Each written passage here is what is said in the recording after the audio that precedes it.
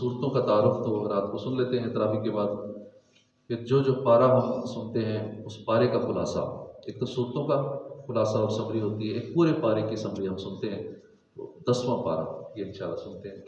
कोशिश करेंगे 30 पारे रमज़ान के अंदर ही पूरे कर लें, सुनने कामयाब हो जाए। 10वें पारे में माल गनीमत की तकसीम के बारे में तफसील बयान की गई है। वो माल जिसे मुसलमान कुफार से जंग में कहर व गलबा के तौर पर हासिल करें उसे गनीमत कहते हैं। और जंग के बगैर जो माल कुफार से हासिल किया जाए, जैसे खराज है, जिजिया है, इसको फ़ै कहते हैं। फ़ा आगे छोटी बड़ी ये फ़ै कहते हैं। माल गनीमत में से खुमस यानी 5वां ख़ास अल्लाह पाक और उसके रसूल के लिए है।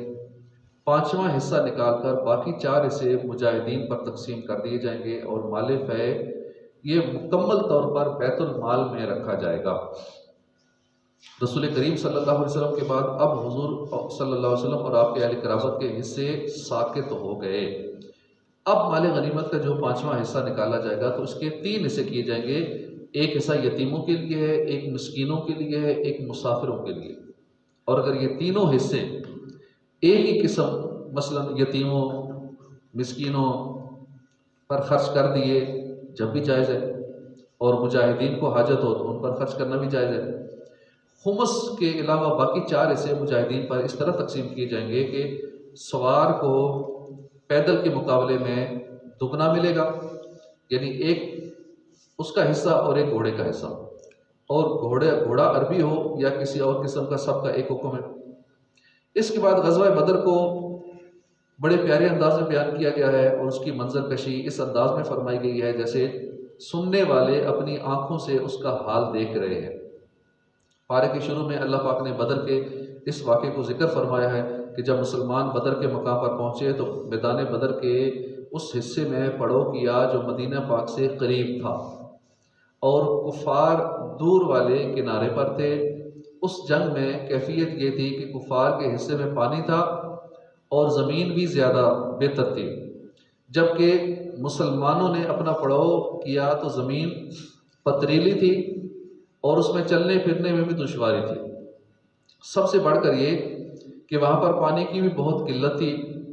इन मुश्किलात के बावजूद अल्लाह पाक ने मुसलमानों को गलबा अता फरमाया। अल्लाह पाक उनके लिए बारिश अल्लाह ने नाज़िल फरमाई तो मुसलमानों के लिए चलना आसान हो गया। मुसलमानों ने बारिश से अपने कुएँ भर लिए, बर्तनों में पानी जमा कर लिया। ग़ज़वा बदर के हवाले से जो हक़ाइक़ ज़िक्र किए गए हैं उनमें से जो ख़ास हैं वो ये हैं कि जब दोनों लश्कर आमने सामने हुए तो कुफ़ार ने मुसलमानों की तादाद बहुत कम समझी और ऐसा ही मुसलमानों को भी दिखाया गया। और ऐसा इसलिए हुआ कि अल्लाह पाक ने इस जंग का होना मुकर्रर फरमा दिया था। फिर अल्लाह पाक ने जंग के आदाब तालीम फरमाए कि मैदान जंग में साबित कदम रहना, लड़ाई के दौरान अल्लाह का जिक्र कसरत के साथ करना, अल्लाह और उसके रसूल की इताअत करना, आपस में बेइत्तफाकी न करना और सब्र से काम लेना। इसके बाद कौमों के उरूज व ज़वाल का एक ज़ाब्ता बयान फरमाया गया कि अल्लाह पाक किसी कौम को उस वक्त तक ज़वाल पजीर नहीं फरमाता जब तक वो अपनी अमली ज़िंदगी में खुद पस्ती का शिकार ना हो जाए। अल्लाह पाक ने इस सूरत में इस वाक़े को बयान फरमाया कि शैतान लईन बदर के मौके पे इंसानी शक्ल में मौजूद था और फिर काफिरों को लड़ाई के लिए उकसा रहा था। सुराका बिन मालिक के रूप में मौजूद शैतान काफिरों को यकीन दिला रहा था कि मुसलमानों का काफिरों पर गलबा पाना आसान काम नहीं है। मुसलमान काफिरों पर गलबा नहीं पा सकते। जब अल्लाह ताला ने जिब्राईल अलैहिस्सलाम की सरपरस्ती में फरिश्तों की जमातों को उतारा तो शैतान जो कुछ देर पहले काफिरों को मशवरे दे रहा था वो मैदान बदर से फरार हो गया। काफिरों ने उससे पूछा कि तुम तो हमें फतह की नवीद सुना रहे थे, अब कहाँ भाग रहे हो? इस पर शैतान ने जवाब दिया, मैं वो देख रहा हूँ जो तुम नहीं देख रहे। अब शैतान को तो नजर आ रहे थे फरिश्ते, मुझे अल्लाह का खौफ है और अल्लाह की पकड़ बड़ी सख्त है। फिर आयत नंबर 50 में बताया गया कि फरिश्ते काफिरों की जान निकालते हैं, चेहरों और पीठों पर ज़रबें लगाते हैं, डांटते हुए कहते हैं कि ये है बदला तुम्हारे जुर्मों का। आयत नंबर 72 से वाज़ेह किया गया कि अहले ईमान की दोस्ती और मोहब्बत सिर्फ इन अहले ईमान से होनी चाहिए जो दीन की खातिर माल और जान की कुर्बानियाँ देने वाले होते हैं। इसके मुकाबले में काफिर का दोस्त काफिर ही हो सकता है, मुसलमान काफिर का दोस्त नहीं हो सकता। अगर दोस्ती का ये म्यार इख्तियार कर लिया जाए तो माशरे से फितने फसाद ख़त्म हो जाएंगे। लेकिन हमारे यहाँ मिन्नतें कर रहे होते हैं, कोई काफिर हमसे दोस्ती कर ले, कोई अंग्रेज़ दोस्ती कर ले, कुछ अंग्रेज़ यूट्यूबर घूम रहे होते हैं यहाँ पिंडी इस्लामाबाद में भी और भी कई शहरों पाकिस्तान के, तो उसमें देखा जा रहा होता है कि शुक्र करते हैं कोई पाकिस्तानी हमारे मुसलमान हमसे सलाम ले ले, हमारे साथ ये गपशप लगा ले, उसकी कई तो मिन्नत समायत कर रहे होते हैं, कोशिश कर रहे होते हैं हमारे साथ थोड़ा टाइम और गुजार ले, गपशप लगा ले। दोस्ती का अगर वो कह दे तो खुशी से उड़ते हैं कि शुक्र इसने हमें दोस्त कह दिया है, अपना नंबर दे दिया है कि चलो मुझसे दोस्ती कर लेगा। तो काफिरों से दोस्ती हमें मना किया, हमने तो मुसलमानों से दोस्ती करनी है। आयत नंबर 72 ही से सूरत के आखिर में इन लोगों को रफ़ीक करार दिया गया जो अल्लाह की रज़ा के लिए हिजरत और जिहाद करते हैं और दीन की खातिर कुर्बानियाँ देने वालों की हर तरह मदद करते हैं। इस सूरत की इब्तिदा में जिहाद और गनीमत का तज़किरा था और इख्तिताम नुसरत और हिजरत के मज़मून पर हो रही है। गोया ये सूरत शुरू से आखिर तक जिहाद ही के बयान का अहाता करती नज़र आ रही है। सूरह तौबा मदनिया है मगर इसकी आखिरी आयत लक़द जाअकुम रसूलुन से आखिर तक, इनको बाज़ उलमा मक्की कहते हैं। इसमें 16 रकू हैं, 129 आयतें हैं। इस सूरत के 10 नाम हैं जिनमें 2 नाम मशहूर हैं, तौबा और बरात। इसमें बिस्मिल्लाह नहीं लिखी गई क्योंकि हज़रत जिब्राईल अलैहिस्सलाम इस सूरत के साथ बिस्मिल्लाह लेकर नाजिल ही नहीं हुए और नबी करीम सल्लल्लाहु अलैहि वसल्लम ने बिस्मिल्लाह लिखने का हुक्म नहीं फरमाया। शुरू की आयत में मुशरिकीन अरब के लिए ऐलान किया गया है कि इन तक नबी करीम सल्लल्लाहु अलैहि वसल्लम ने दीन का पैगाम पहुंचा दिया है, हुज्जत कायम फरमा दी है। ये सूरत ग़ज़वा तबूक के बाद वापसी पर नाजिल हुई। जिहाद और ज़कात के हवाले से मुनाफिकीन की बदबातनी की निशानदही की गई और इन्होंने जो इस्लाम का लिबादा ओढ़ा हुआ था इसकी हकीकत को ज़ाहिर किया गया। आयत नंबर 24 में अल्लाह पाक ने 8 दुनियावी मोहब्बतों और 3 दीनी मोहब्बतों को बयान फरमाया। इसके बाद दावत दी कि अपने बातिन पर तराजू कायम करो, एक पलड़े में दुनियावी मोहब्बतें दूसरे में दीनी मोहब्बतें रखो। अगर दीनी मोहब्बतों वाला पलड़ा हल्का रहे और दुनियावी मोहब्बतों वाला पलड़ा वज़नी हो जाए तो फिर मौत का इंतज़ार करो। अल्लाह पाक ने फरमाया कुल इन काना आबाउकुम व अबनाउकुम व इख्वानुकुम व अज़वाजुकुम व अशीरतुकुम व अम्वालु निख्तरफ्तुमूहा व तिजारतुन तख्शौन कसादहा व मसाकिनु तर्दौनहा अहब्बा इलैकुम मिनल्लाहि व रसूलिही व जिहादिन फी सबीलिही फतरब्बसू हत्ता यातियल्लाहु बिअम्रिही वल्लाहु ला यहदिल कौमल फासिकीन। तुम फरमाओ अगर तुम्हारे बाप और तुम्हारे बेटे, तुम्हारे भाई, तुम्हारी बीवियां, तुम्हारा ख़ानदान, तुम्हारी कमाई के माल और वो माल तिजारत, वो तिजारत जिसके नुकसान से तुम डरते हो और तुम्हारे पसंदीदा मकानात तुम्हें अल्लाह और उसके रसूल और उसकी राह में जिहाद करने से ज़्यादा महबूब हैं तो इंतज़ार करो यहाँ तक कि अल्लाह अपना हुक्म लाए और अल्लाह नाफरमान लोगों को हिदायत नहीं देता। इसके बाद ग़ज़वा हुनैन की तफसीलात बयान हुई हैं। फ़तह मक्का के बाद आमतौर से तमाम अरब के लोग इस्लाम के हल्का बगोश होने लगे क्योंकि इनमें अक्सर वो लोग थे जो इस्लाम की हकानियत का पूरा यकीन रखने के बावजूद कुरैश के डर से मुसलमान होने में तवक्कुफ़ कर रहे थे और फ़तह मक्का का इंतज़ार कर रहे थे। फिर चूँकि अरब के दिलों में काबे का बेहद एहतराम था और इनका एतक़ाद था कि काबे पर किसी बातिल परस्त का कब्ज़ा नहीं हो सकता, इसलिए हुजूर ने जब मक्का को फ़तह कर लिया तो अरब के बच्चे बच्चे को इस्लाम की हकानियत का पूरा यकीन हो गया और वो सब के सब जोक दर जोक बल्कि फ़ौज दर फ़ौज इस्लाम में दाखिल होने लगे। बाकी माना अरब की भी हिम्मत ना रही कि अब इस्लाम के मुकाबले में हथियार उठा सकें, लेकिन मकाम हुनैन में हवाज़िन और सक़ीफ़ नाम के 2 कबीले आबाद थे जो बहुत जंगजू थे, फ़नून जंग से वाकिफ़ थे। इन लोगों पर फ़तह मक्का का उल्टा असर पड़ा और इन लोगों पर खामखा की जाहिलियत की गैरत सवार हो गई और उन लोगों ने ये ख्याल कायम कर लिया कि फ़तह मक्का के बाद हमारी बारी है। इसलिए उन लोगों ने ये तय कर लिया कि मुसलमानों पर जो इस वक्त मक्के में जमा है एक ज़बरदस्त हमला कर दिया जाए। चुनांचे हुजूर ने हज़रत अब्दुल्ला बिन अबी हदर रज़ियल्लाहु अन्हु को तहकीकात के लिए भेजा। जब उन्होंने वहाँ से वापस आकर इन कबाइल की जंगी तैयारियों का हाल बयान किया और बताया कि कबीला हवाज़िन और सक़ीफ़ ने अपने तमाम कबाइल को जमा कर लिया है और कबीला हवाज़िन का रईस आज़म मालिक बिन औफ इन तमाम अफवाज का सिपा सालार है और वो 100 बरस से ज़ायद उम्र का बूढ़ा है। जो अरब का मशहूर एक शायर माना व बहादुर था, दुरैद बिन अस्समा, बतौर मुशीर के मैदान जंग में लाएगा, और ये लोग अपनी औरतों, बच्चों, बल्कि जानवरों तक को मैदान जंग में लाएं, ताकि कोई सिपाही मैदान से भागने का ख्याल भी ना कर सके। हुजूर ने भी 8 शवाल में 12,000 का लश्कर जमा फरमाया। 10,000 तो मुहाजिरीन और अंसार वगैरह का वो लश्कर था जो मदीने से आपके साथ आया था, और 2,009 मुस्लिम थे जो फतेह मक्का में मुसलमान हुए थे। आपने इस लश्कर को साथ लेकर इस शान और शौकत के साथ हुनैन का रुख किया कि इस्लामी अफवाज की कसरत और इसकी जाहो जलाल को देखकर बेख्तियार बात सहाबा कराम की ज़ुबान से ये निकल गया कि आज भला हम पर कौन गालिब आ सकता है। लेकिन अल्लाह पाक को इन हजरात का अपनी फ़ौजों की कसरत पर नाज करना पसंद नहीं आया।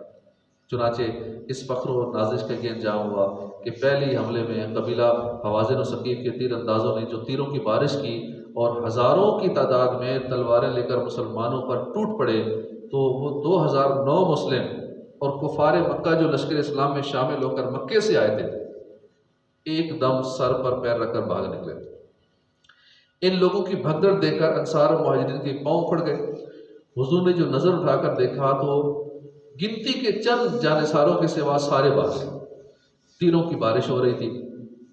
12,000 का लश्कर फरार हो चुका था, मगर रसूल पाक सल्लल्लाहु अलैहि वसल्लम के पाए इस्तिकामत में बाल बराबर भी लग़ज़श नहीं आई, बल्कि आप सल्लल्लाहु अलैहि वसल्लम अकेले एक लश्कर, बल्कि एक आलम कायनात का मजमुआ बने हुए न सिर्फ पहाड़ की तरह डटे रहे, बल्कि अपने सफ़ेद खच्चर पर सवार बराबर आगे बढ़ते रहे। और आपकी ज़ुबान मुबारक पर ये अल्फाज जारी थे कि मैं नबी हूँ, ये झूठ नहीं है, मैं अब्दुल मुत्तलिब का बेटा हूँ। हज़रत अब्बास ने लश्कर को पुकारा, या माशर अल अंसार, और फिर या लल मुहाजिरीन का नारा मारा तो एकदम तमाम फौजें पलट पड़े और लोग इस तेज़ी के साथ दौड़ पड़े कि जिन लोगों के घोड़े इज़्दिहाम की वजह से ना मुड़ सके, उन्होंने हल्का होने के लिए अपनी ज़र्रें फेंक दी और घोड़ों से कूद कूद कर दौड़े और कुफार के लश्कर पर झपट पड़े और इस तरह जांबाजी के साथ लड़ने लगे कि दम ज़दन में जंग का पासा पलट गया। कुफार भाग निकले, कुछ कत्ल हो गए, जो रह गए गिरफ्तार हो गए। कबीला सकीफ़ की फ़ौजें बड़ी बहादुरी के साथ जमकर मुसलमानों से लड़ती रहीं, यहाँ तक कि उनके 70 बहादुर कट गए। लेकिन जब उनका अलम बरदार उस्मान बिन अब्दुल्ला कत्ल हो गया, उनके पाँव भी उखड़ गए और फ़तेह मुबीन ने हुजूर के कदमों का बोसा लिया और कसीर तादाद और मिकदार में माले गनीमत हाथ आया। अब देखिए, सरकार सल्लल्लाहु अलैहि वसल्लम डटे रहे, सारी फ़ौज भाग गई, लेकिन हुजूर अपने सवारी पे आगे बढ़ते रहे, आगे अकेले आगे बढ़ रहे। आगे 12,000 का लश्कर है, इतना बड़ा लश्कर है, लेकिन सरकार चूँकि बहादुर है, सबसे ज़्यादा ताकतवर है। जहाँ और खसूसियात हैं हमारे आका में, इस तरह बहादुरी वाली खसूसियत भी है। कई लोग इस पर कलाम करते हैं कि नहीं, साहबा ने हुजूर की हिफाजत की, तलवारें लेके खड़े हो गए, हुजूर पे कोई हमला ना करे। वो तो एक था वो बरकतें लेने के लिए, वरना मौला अली कहते हैं कि हम हुजूर के पीछे छुप जाते थे। जब दुश्मन हमला करता था या तीरों की बारिश होती थी या तलवार से कुछ होता था, हम हुजूर की आड़ में उनके, हालांकि शेर खुदा हैं जिनको असदुल्लाह, अल्लाह का शेर कहा गया है, वो ये फरमा रहे हैं कि हुजूर इतने बहादुर और ताकतवर और इतने दलेर थे कि बाज़ औक़ात हम हुजूर के पीछे छुपते थे पनाह लेने के। जंग के अंदर हुजूर कैसी बहादुरी थी। तो हर काम में हमारे आका सल्लल्लाहु अलैहि वसल्लम कमाल है।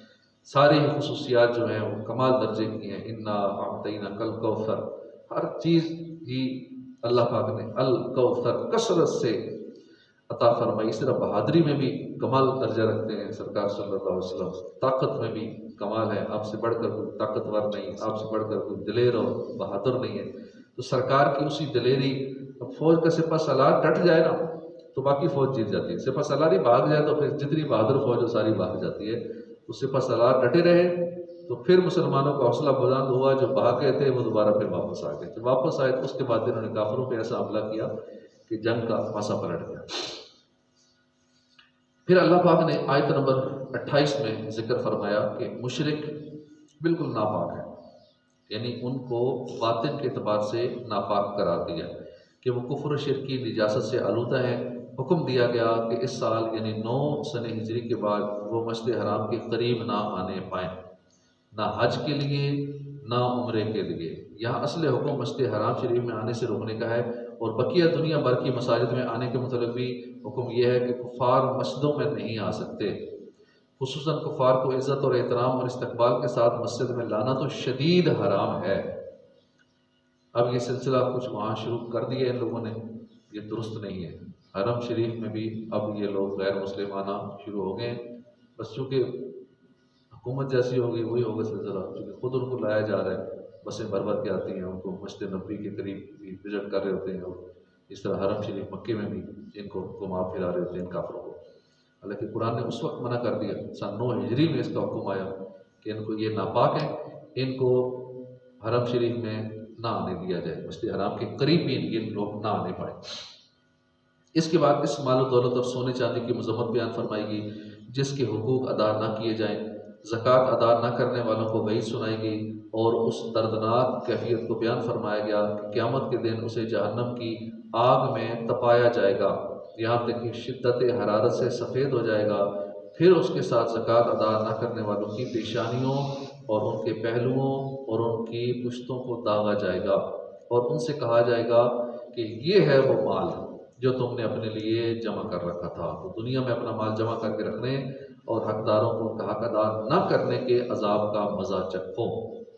इसलिए जो लोग अभी ज़कात नहीं देते, जो वाजिबा है जैसे फितरा नहीं देते, ज़कात नहीं देते, उनका वो माल ही उनको अजाब देने के लिए काफ़ी हो जाएगा। हज़रत अबू बकर सिद्दीक़ रज़ियल्लाहु अन्हु की शान बयान की गई आयत नंबर 40 में कि हिजरत में उन्हें नबी पाक सल्लल्लाहु अलैहि वसल्लम की ख़ास रफ़ाकत नसीब हुई और बारगाह रिसालत से बेखौफ रहने और अल्लाह की मैयत का मुजदा अता किया गया। आयत नंबर 79 में मुसलमानों का एक शियार और मुनाफिकीन का एक शियार बताया गया कि नादार मोमिनीन अपनी मेहनत की कमाई से अपना माल सदका करते हैं, तो मुनाफिक उन पर तान करते हैं, मजाक उड़ाते हैं। फरमाया गया कि अल्लाह इनको इनके मजाक की सज़ा ज़रूर देगा। नादार मोमिनीन जो पहले ही गरीब हैं मोमिन, वो भी अल्लाह की राह में सदका करते हैं, तो मुनाफिक मजाक उड़ाते हैं उनका। आखिर में सहाबा कराम का जज्बा जिहाद बयान किया गया कि उन्होंने अल्लाह की रज़ा की तलब में उसकी बारगाह में कुर्ब हासिल करने के लिए अपना माल, अपनी जानें दोनों खर्च कर दी। जिहाद के लिए जाने के लिए बातिल उज़र वालों का जिक्र फरमाने के बाद सच्चे उज़र वालों के मुतल्लिक़ फरमाया कि इन पर से जिहाद की फ़र्जियत साक़ित है।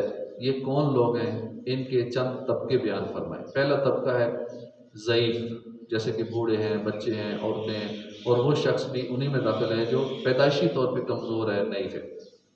दूसरा तबका है बीमार, इसमें अंधे, लंगड़े, अपाहज भी दाखिल है। तीसरा तबका वो लोग जिन्हें खर्च करने की कुदरत ना हो और सामाने जिहाद ना कर सकें, ये लोग रह जाए, तो उन पर कोई गुनाह नहीं है। सदक़ल्लाहुल अज़ीम।